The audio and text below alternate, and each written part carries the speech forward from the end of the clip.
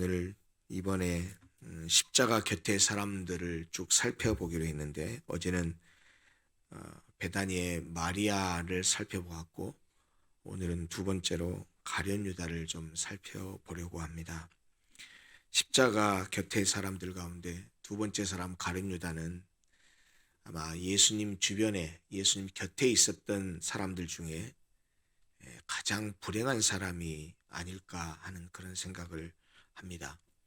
우리가 어제 그 마르다, 마리아, 나사로 이 삼남매 가운데 막내에 있었던 마리아가 예수님께 순전한 나드 한 근을 부어드리는 그 행위를 어저께 살펴보았었습니다.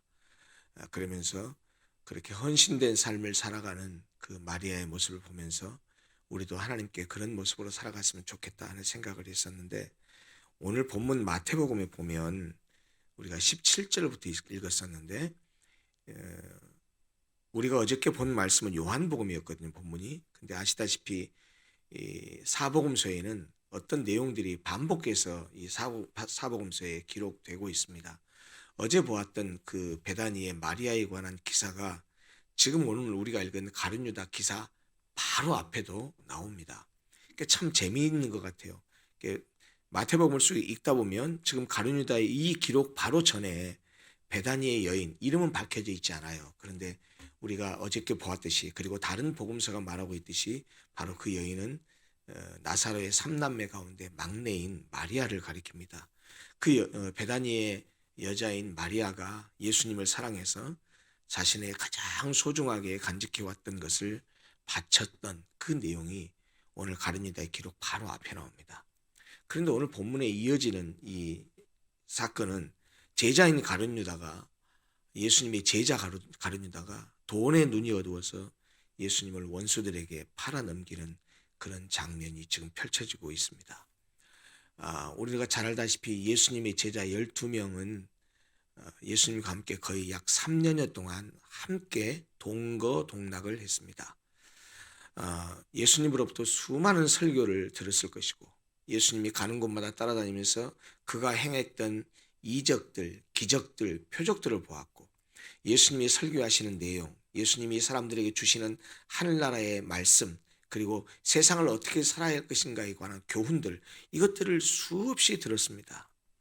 그런데 어떻게 그렇게 예수님의 많은 설교들과 말씀들과 교훈들을 듣고 예수님이 베푸시는 놀라운 기적과 이적과 표적들을 3년 동안이나 보았음에도 불구하고 어떻게 유다가 예수님을 배반하고 팔아넘길 수 있었을까요? 참 어떻게 보면 참 의아하고 이해할 수 없는 것처럼 보입니다. 사실 가룟 유다는 예수님이 택한 12사도 중에 한 사람으로서 처음에 예수님이 그를 받아들일 때 다른 제자를 받아들일 때와 똑같이 그 가룟 유다를 사랑하는 마음으로 받아들이셨습니다. 그리고 3년여 동안 예수님을 따라다니고 예수님과 동행하면서 그도 역시 다른 사도들과 마찬가지로 능력을 받아서 귀신을 쫓아내고 병을 고치고 하는 그 역사의 현장에 함께 했었습니다. 그리고 예수님이 마지막에 이제 십자가를 앞두고 제자들을 불러 모아놓고 제자들의 발을 씻기실 때 예수님이 가룟 유다의 발은 씻기지 않고 넘어가지 않았습니다. 가룟 유다의 발도 함께 씻겨 주었습니다. 이름에도 불구하고 가룟 유다는 예수님을 배반하고 팔아먹는 그런 일을 저질렀습니다. 왜 그랬을까요? 그는 탐욕에 그의 눈이 멀어버렸습니다. 우리가 잘 알다시피 어저께도 그 마리아가 순전한 나드 한 근을 예수님의 발에 붓고 머리칼로 씻을 때, 야, 이거 팔면 300데나리온이나 받을 수 있을 텐데 그거 팔아가지고 가난한 자들에게 주면 얼마나 좋냐라고 말은 했지만, 우리가 어저께 본 말씀에서도 나와 있듯이 그가 가난한 자들을 생각해서 그런 게 아니고 그거 팔아서 헌금하면 그 헌금함을 맡고 있는 회개였기 때문에 그곳에서 뺐었거든요. 이 가룟 유다가. 바로 그것 때문에 어제도 마리아에게 핀잔을 준 것을 보았는데, 그는 회개 일을 맡으면서 전대를 맡았고 돈주머니를 맡았고, 그리고 부정하게 자기 호주머니를 채우고 있었습니다. 유다는 평소에 돈에 욕심이 많은 그 도둑놈의 심보를 가지고 있었는데 그 마음을 사단이 비집고 들어갔던 것이죠. 그래서 마침내 가룟 유다는 제사장들에게 가서 예수님을 팔아넘길 것을 제안했습니다. 그리고 은 30에 결국 예수님을 팔아먹었죠. 그런데 예수님은 유다의 배반을 이미 알고 계셨습니다. 천지를 창조하신 하나님이셨던 그분이 무엇을 모르셨겠습니까? 참 예수님의 심정은 3년 동안 그렇게 사랑하고 모든 것을 함께 했던 제자가 자기를 팔 것에 대해서 얼마나 인간적으로 심정이 고통스럽고 안쓰러웠겠습니까?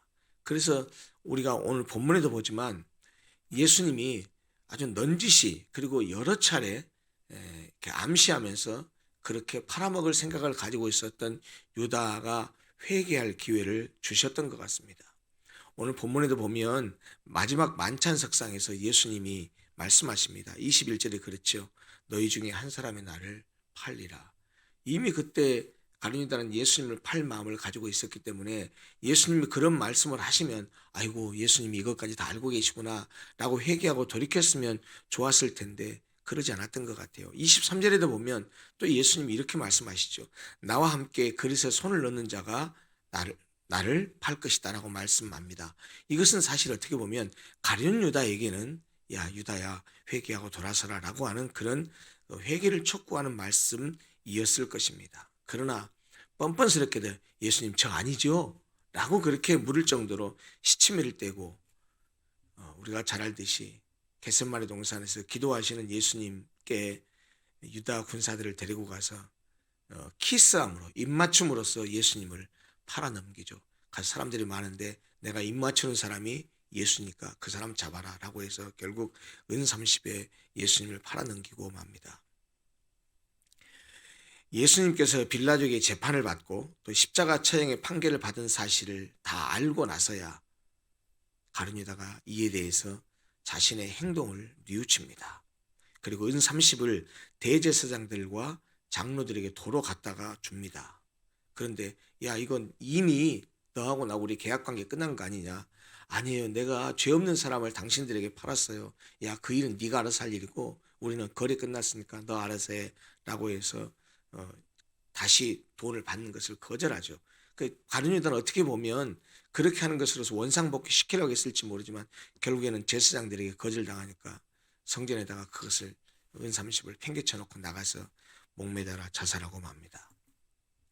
누구나 물질이나 명예나 성의 노예가 될 경우에 눈이 멀어버리는 것 같아요.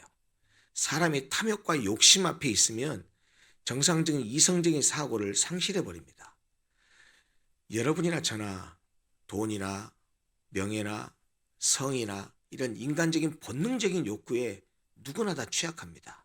목사라고 취약하지 않고 장로라고 뭐 그런 것에 담쌓고 있고 그렇지 않습니다.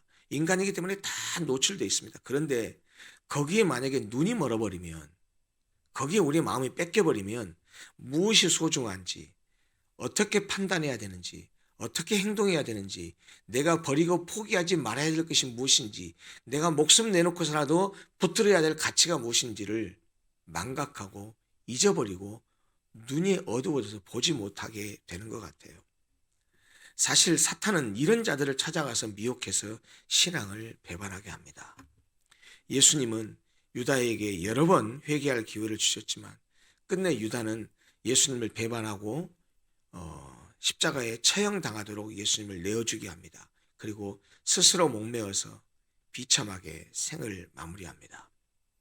사실 이 유다의 기록을 보면 야, 어떻게 유다가 이럴 수 있을까라고 그렇게 생각할 수도 있지만 어떤 면에서 유다에 대한 기록은 오늘날처럼 배신이 난무하고 눈앞의 이익 때문에 손바닥을 뒤집듯이 쉽게 뒤집어버리는 오늘날 우리 세대를 살아가는 우리들에게 특별히 우리 그리스도인들에게 가룟 유다의 이런 행동은 반면교사로 우리에게 다가오는 것 같습니다. 우리에게 오히려 이런 유다 같은 배반을 해서는 안 된다는 사실을 유다의 기록을 통해서 우리에게 경고하고 있는 듯이 보인다는 말입니다. 본문에서도 그런 단어가 나왔는데요. 유다는 자신의 행위를 뉘우쳤습니다. 알았습니다. 잘못한지 알았습니다. 그런데 뉘우쳤는데 진심으로 회개하지는 않았습니다. 회개하지 않았다는 말은 무슨 말일까요? 굉장히 중요한 의미가 있는데 여러분이나 저나 이 가룟 유다처럼 살아가다 보면 잘못을 하고 실수를 하고 죄를 짓기도 합니다. 내용은 다를지 몰라도 여러분이나 저나 신앙인으로서 하나님께 은혜를 받은 사람으로서 절대로 하지 말아야 될 행동, 예수님에 대해서, 하나님에 대해서 신앙적으로 그런 영적인 배반을 할 때가 있습니다. 뭐 여러분 중에 지금까지 신앙생활하면서 나는 그런 죄를 한 번도 짓지 않았습니다. 나는 의롭고 바르게만 살았습니다. 라고 말할 수 있는 사람이 누가 있겠습니까? 저도 마찬가지입니다. 그런데 그런 실수와 잘못을 했을 때 정상적인 사람이라고 한다면 제정신이 들면 이건 내가 실수했구나. 잘못했구나. 라고 판단할 수 있습니다. 그러면 뉘우칠 수는 있습니다. 그런데 사실 신앙적으로 보면 잘못을 뉘우치는 것으로 끝나서는 안 됩니다. 반드시 회개해야 됩니다. 그러면 뉘우치는 것과 회개의 차이가 뭘까요? 회개는요, 하나님의 사랑과 용서를 받아들이는 겁니다. 그게 무슨 말이냐면 잘못을 하고 뉘우치는 것은 내가 잘못했구나 인지하는 것으로 끝나는 거지만 회개라고 하는 것은 그래 내가 이 행동과 말과 언행을 통해서 하나님을 배반했어. 그리스도인으로서 하나님께서 말씀하신 말씀을 어기고 불순종했어 라고 하는 것을 깨닫고 그 죄를 내가 잘못한 것을 십자가 앞으로 가지고 나가는 것이 회개입니다.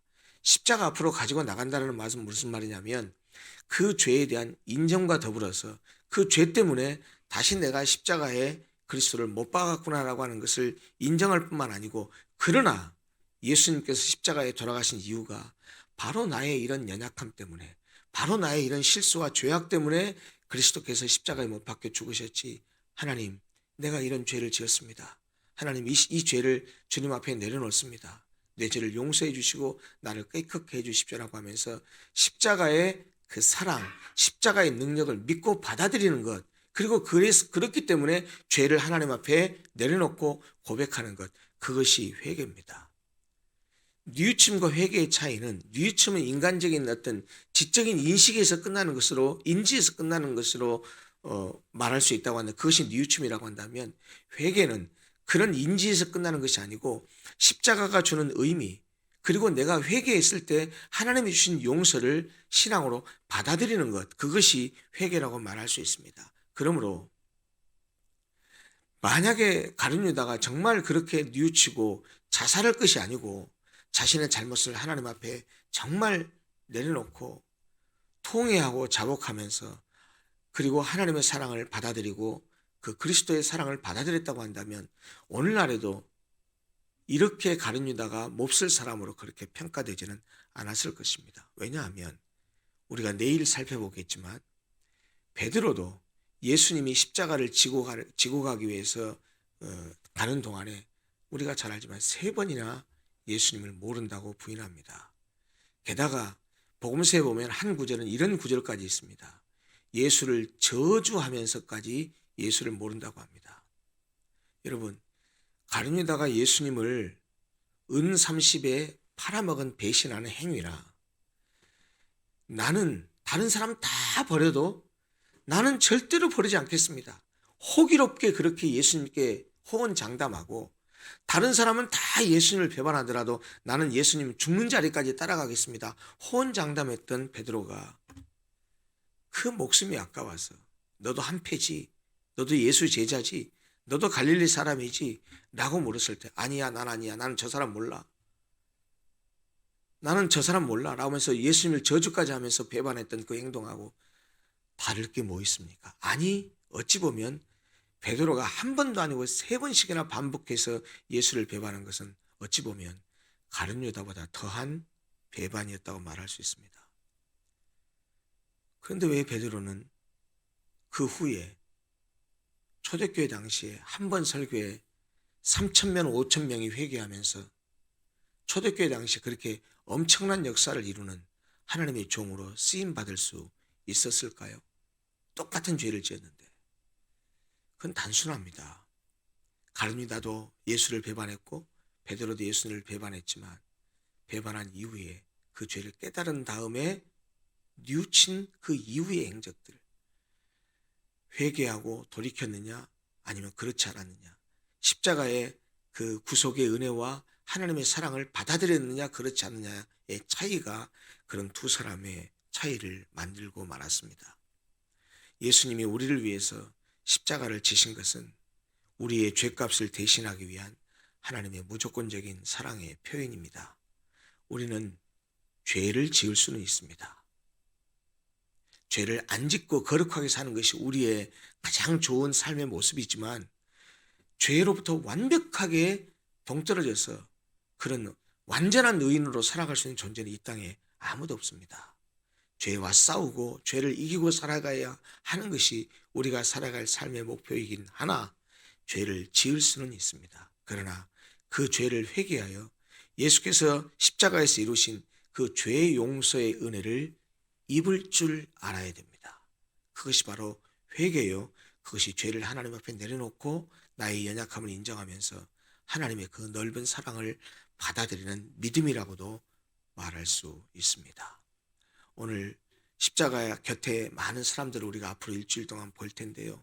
어제는 가장 소중한 것을 자신의 모든 것을 바쳤던 마리아를 보았는데 오늘은 어떻게 보면 그와 정반대의 사람입니다.